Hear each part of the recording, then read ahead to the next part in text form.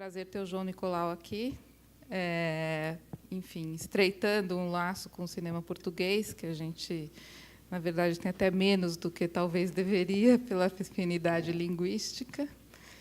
E é muito interessante de ver uma cinematografia que é tão diferente da nossa, né? E eu, enfim, acho que seria bacana se eu falasse um pouco sobre o filme, e especialmente sobre o tom de fábula não naturalista que tem o filme, que é muito diferente do cinema brasileiro contemporâneo. E acho que isso faz ele bem interessante para nós. Tá. Eu escutei um pouco o que tinha para dizer com o filme. Portanto, estava também mais interessado, até porque o filme começa agora a ser mostrado, e estava também mais interessado em saber ou ter perguntas para responder em relação a isso que falaste da fábula e do contrário do realismo. Os meus outros dois curtas também trabalhavam nesse registro.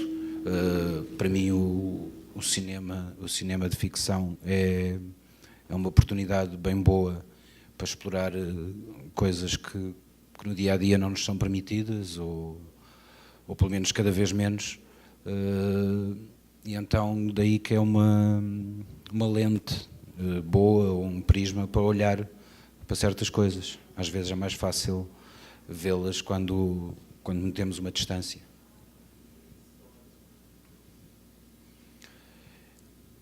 E é isso. Alguém quer fazer perguntas?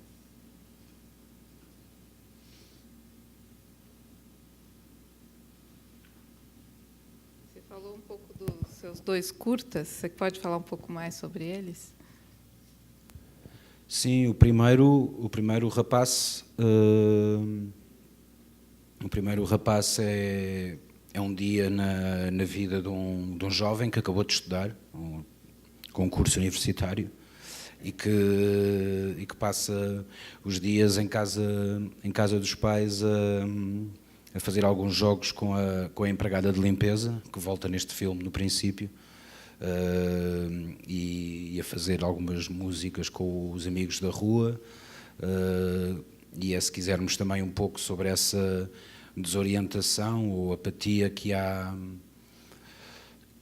ou essa transição que agora, com a generalização dos cursos universitários e essa transição para a vida adulta, ou para o que se chama vida adulta, ou para o que eles chamam vida adulta, é dada mais tarde, gera uma data, muitos desconfortos nas famílias, E então o filme é sobre isso, mas nunca num tom também realista, era bastante até mais louco que este. O segundo, a Canção de Amor e Saúde, aí quis ir para o outro lado, de alguém que nunca estudou, de um rapaz que trabalha umas dessas lojas pequeninas de copiar chaves, e que uma vez, num dia, aparece-lhe uma estudante de Belas Artes que pede para copiar uma chave deste tamanho. E então, pronto, a história é uma história improvável de amor.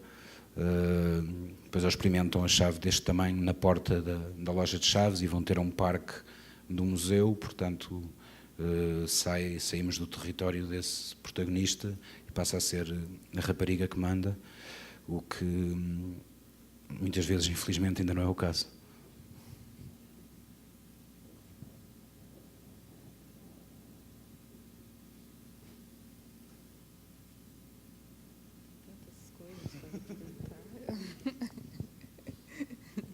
Você tem uma formação em antropologia, e que é interessante porque o trabalho vem para esse lado mais fantástico. Como é que você relaciona isso com a sua formação? É loucura, não sei. Não, eu vim da antropologia, depois cansei-me da linguagem do ensaio, que havia coisas limitações que não me satisfaziam, coisas que não era possível captar. Aí que comecei a apresentar alguns trabalhos em vídeo e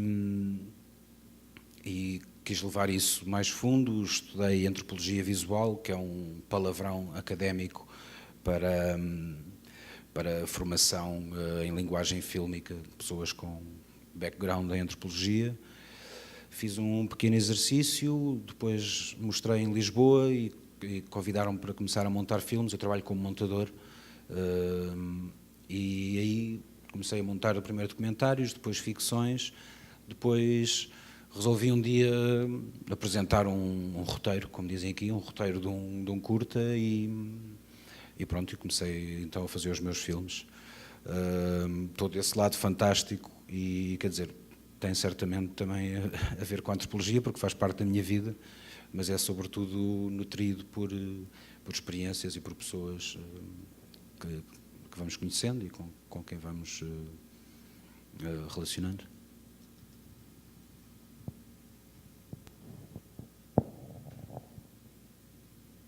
Ninguém quer? Fala.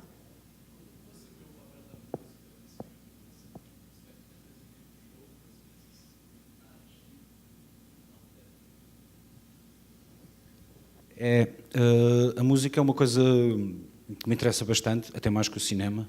Eu ouço muito mais música, compro muito mais música. Hoje passei o dia nos sebos de São Paulo à procura de coisas do que vejo filmes.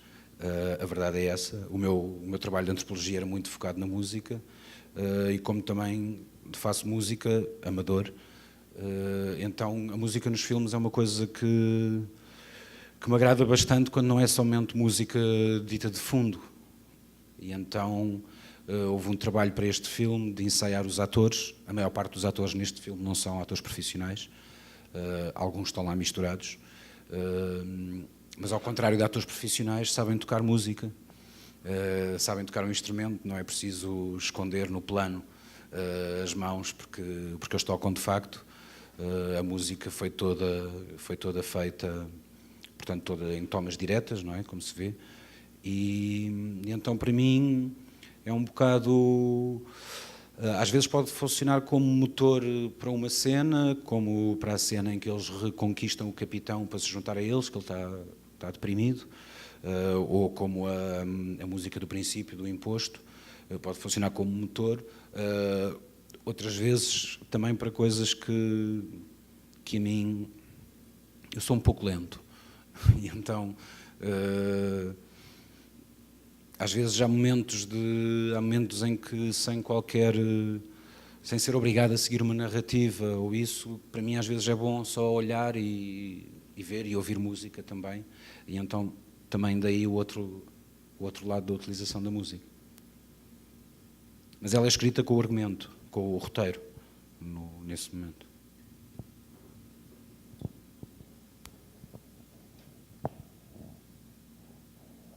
Que é a única maneira dos produtores não pensarem só nos direitos das músicas quando se está na pós-produção, é impô-las também no roteiro e na rodagem. Isto também é uma coisa que eu só aprendi com este filme, mas que isso eu posso partilhar. Tinha alguém aí?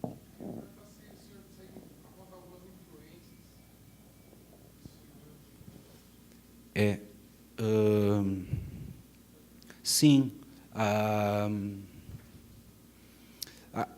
questão da duração e mesmo da duração dos planos e muitas vezes da montagem acontecer dentro do plano, mais como os movimentos dos atores, tem muito a ver com a linguagem do documentário. Eu fiz o caminho ao contrário e nós todos, se calhar, vamos fazê-lo, isto é, realizadores mais velhos passaram da película para o vídeo, porque descobriram. Eu comecei a fazer uns filmezinhos com uma câmara vídeo e aí depois em antropologia comecei a trabalhar, obviamente, com vídeo. E o que o vídeo permitiu foi fazer, e que deu um grande balão de oxigênio ao documentário, foi fazer tomas maiores, em que o tempo começa a ser também um personagem e que muda a percepção das coisas. E então essa é uma influência forte. O teatro é outra. E depois, mais no âmbito do cinema, há autores que eu gosto muito e que me marcaram profundamente, como o Ottaro Ioseliani, que é um realizador georgiano agora radicado em Paris há muito tempo. Também o Kaurismäki, de certa maneira, o João César Monteiro, que é um realizador português, não sei se conhecem ou não, já faleceu em 2003, e aí até mais o espírito do que a forma que me influencia. E sim, algumas coisas da novela vaga eu gosto, mas eu não sou cinéfilo. É verdade. Se calhar até sou mais por gosto ou por empatia do que por frequência. Não é uma coisa que eu estude muito ou que tenha... passei algum tempo, sim, mais metido em salas de cinema, mas não... Sobretudo quando se começa a fazer filmes, não é assim uma coisa fácil para passar o tempo. Como diz o Tom Zé, futebol é ótimo.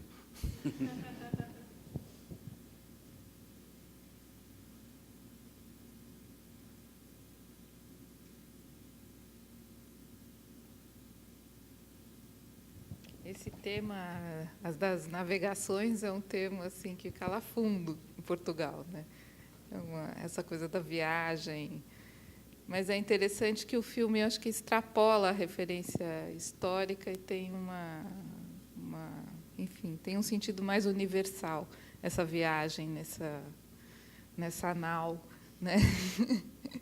do que a referência histórica. Mas é interessante que pega forte, chama Vera Cruz para nós aqui.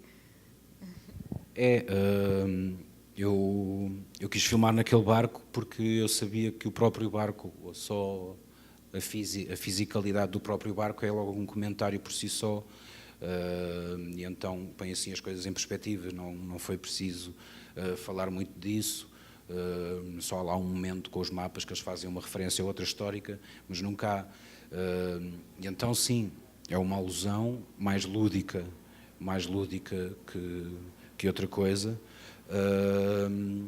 E também é, se quisermos, ou sobretudo para nós lá em Portugal,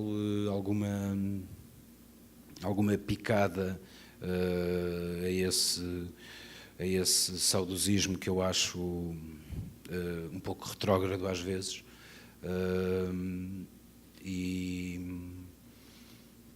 E então aí ganha, digamos, é como um pano de fundo. A história, a narrativa não se passa ali, não se passa nesse tempo, mas há esse pôr em perspectiva da coisa, e também para, quer dizer, essa alusão à ideia de viagem, à ideia de descobrimento, hoje em dia passa-se noutros campos, e Portugal não está de todo na dianteira. Tem um pouco de Mark Twain no filme? Não foi pensado, mas é interessante ver isso. Há também no filme eu gosto muito dos filmes clássicos no mar, de piratas ou de aventuras, mas é claro que não há dinheiro, nem hoje faz sentido pensar que quer o diretor, quer o espectador tem essa inocência para fazer um filme clássico da época, porque já foram feitos excelentes e há muito tempo, e mesmo o Hollywood hoje, quando faz um filme de piratas, já faz um filme sobre a história dos filmes de piratas, não é? Como essa coisa do Pirata das Caraíbas, etc. Portanto, eu gostava muito de filmar em película no mar, e então esse foi o jeito que eu arrumei um pouco para poder cumprir esse sonho. E porque hoje a pirataria é outra. E é um fator de desenvolvimento, no meu entender.